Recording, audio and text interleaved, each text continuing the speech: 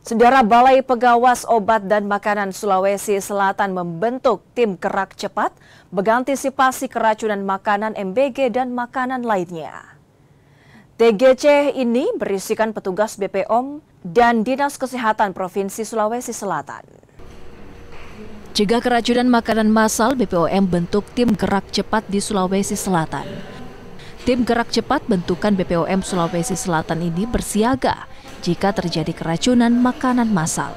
Tak hanya MBG, TGC juga mengantisipasi makanan lainnya.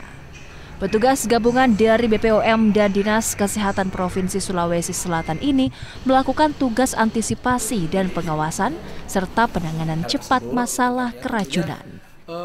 Lainnya. Jadi kita ada tim gerak cepat yang berkolaborasi dengan teman-teman Dinas Kesehatan Provinsi dan Kabupaten Kota sehingga bahwa nanti penanganan terkait dengan keracunan itu dapat kita laksanakan secara komprehensif, epidemiologinya apa penyebabnya dapat juga kita ketahui secara cepat sehingga tentunya kita bisa menjadi pembelajaran untuk mencegah terjadi kasus-kasus keracunan.